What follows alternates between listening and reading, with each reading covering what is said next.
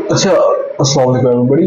Hanan hall here. I would like to talk about Pakistan affairs. मैं Pakistan affairs के बारे में रैंट करने लगा हूँ और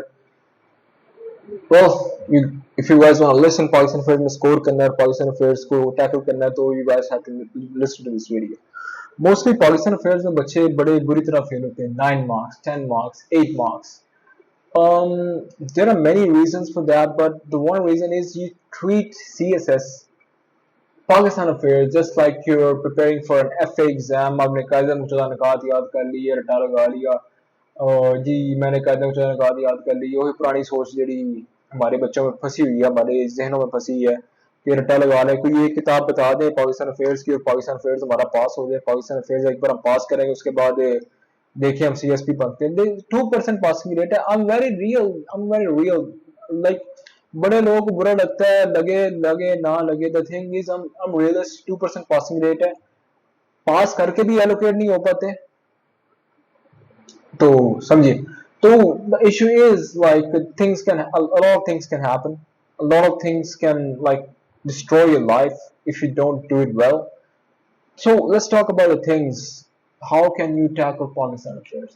देखिए पाकिस्तान अफेयर्स में आप ये जो अकेडमीज की बुक्स है ना, ये सारा कुछ इस अकेडमी की उस अकेडमी की इनको उठा के आग लगा दें. 1500 2000 3000 की किताबें पढ़ते हैं आप लोगों को मिलता क्या उससे? What do you get from that? What? एक बुक पढ़ ली मैंने, एक बुक से रटा लगा लिया मैं वो उसका. The examiner needs arguments. The examiner needs arguments from different sources. From different sources, when you give the arguments from different sources, you have to explain the argument in your own words. अपने words में explain करेंगे with references and with quotes and with stuff from history. तब जाके Pakistan affairs में 60+ marks आएंगे. भूल जाए वरना. पढ़ना क्या है पाकिस्तान अफेयर्स के लिए? बड़ी सिंपल सी बात है, कोई इतनी कोई रॉकेट साइंस नहीं है. Pakistan hard country by Anatol Lieven. Bullet points बना लीजिए, उसके पॉइंटर्स निकाल लीजिए. वो कहता है Pakistan is a state Janus faced.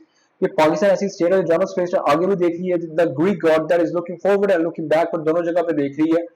आगे किस तरह देख रही है? You can give the example of what's it called Pakistan in the recent India conflict or Pakistan as a global peacemaker with Iran and everything. You can talk about that कि पाकिस्तान आगे देख रहा है, डिप्लोमेसी में आगे जा रहा है. पीछे कैसे देख रहा है? पाकिस्तान में गुर्बत है, पाकिस्तान में माफियाज है, पाकिस्तान में व्हाट्स इट कॉल्ड गवर्नेंस है, Pakistan population issues. There are so many issues in Pakistan. If I talk about this पूरी वीडियो इस पे निकल जाएगी.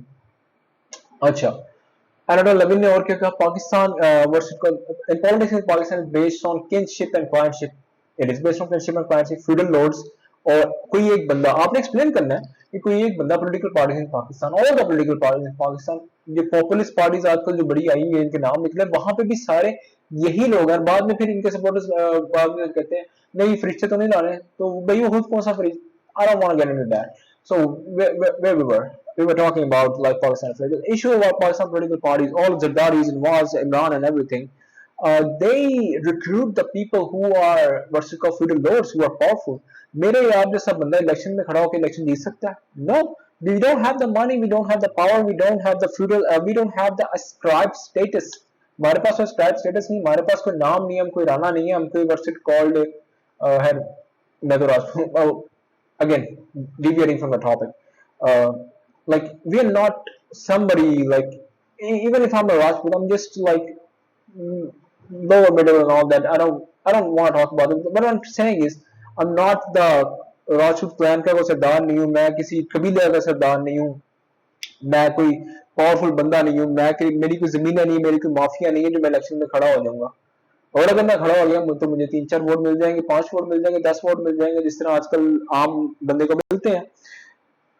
तो ये एनाटोल लेविन ने क्या क्लाइंटशिप और किनशिप और अवाम भी उन्हीं को वोट देते हैं. एनाटोल लेविन ने ये बात की थी.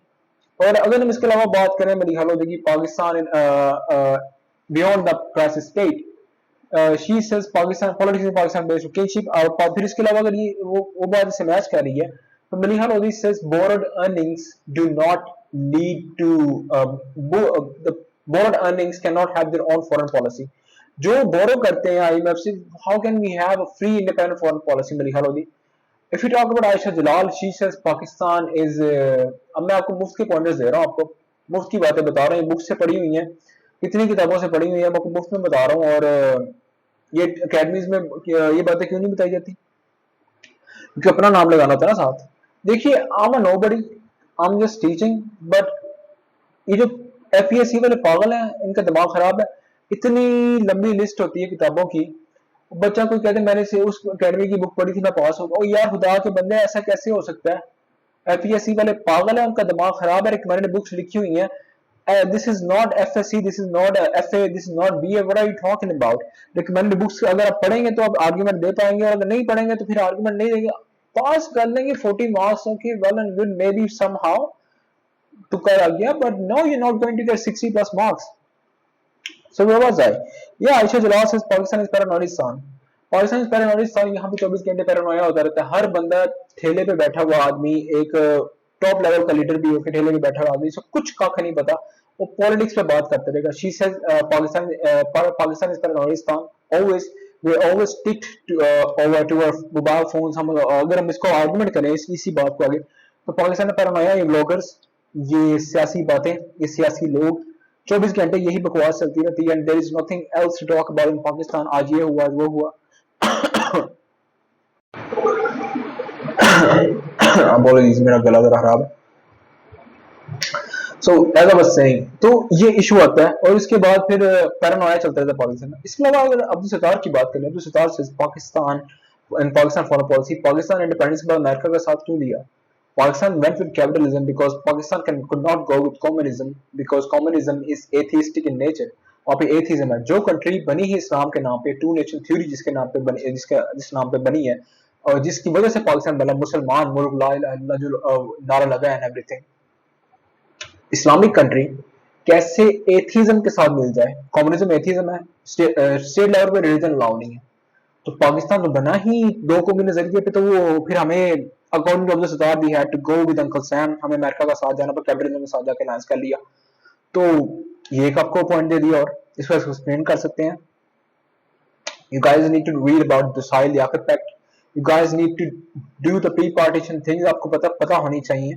From 1858 Government of India Act to 1892 to 1909 James Minto Marlin reforms, फिर इसके बाद 1919 जेम्स क्रफोर्ड रिफॉर्म्स, फिर इसके बाद गवर्नमेंट ऑफ इंडिया 1935, फिर इलेक्शन उसके बाद 1940 के हुए थे।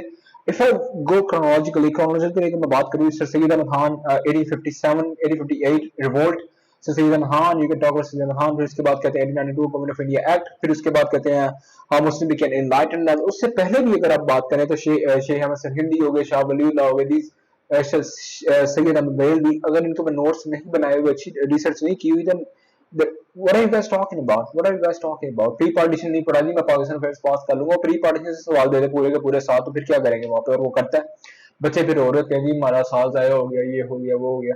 आपने पूरा पेपर स्किप कर दिया है, 80% सिलेबस स्किप कर दिया है, आपने पार्टीशन बंगाल नहीं पढ़ा, आपने what's it called Nehru report नहीं पढ़ी, आपको ये नहीं पता कि लखनऊ पैक्ट हुआ क्यों था, और लखनऊ पैक्ट के पीछे मुहरकात क्या थे, उसके बाद खिलाफत मूवमेंट के अंदर क्यों कायदा जिन्ना साहब बाहर निकले। आपको ये नहीं पता कि नेहरू रिपोर्ट में लखनऊ पैक्ट को निगेट किया गया था, और उसके निगेशन की वजह से किस तरह मुस्लिम लीग स्ट्रांग हुई, और किस तरह मुस्लिम लीग ने एक डिविएशन की कांग्रेस से। आपको ये नहीं पता गवर्नमेंट ऑफ इंडिया एक्ट में मुसलमानों को व्हाट्स इट कॉल्ड, मुसलमानों ने ही वोट दिए ज्यादातर कांग्रेस को, और उसके बाद कांग्रेस मिनिस्ट्री में तबाही मची थी। उसके बाद कहते हैं मुसलमानों डे डिलीवर्स बनाया था 1900 जिसकी कांग्रेस मिनिस्ट्रीज की वजह से आफ्टर 1940 में इलेक्शन हुए थे, कायदान became the Muslim League became the powerful figure. उससे पहले कोई सुनता नहीं था। आप you guys need to know this history. अगर आपको ये हिस्ट्री नहीं पता, खालिद बिन सईद नहीं पढ़ा हुआ आपने Pakistan formative phase, how are you going to pass Pakistan affairs? तो छोटी सी मैंने बात करनी थी, छोटी सी मैं रैंट करनी थी पाकिस्तान अफेयर्स के बारे में। ये बुक्स आपको पढ़नी पड़ेंगी, नोट्स बनाने पड़ेंगे। There is no shortcuts in Pakistan affairs CSS. इसी तरह की वीडियो में बाकी सारे व्हाट्स इट कॉल्ड हमारे जो सब्जेक्ट्स उस पर भी जरूर बनाऊंगा इंशाल्लाह।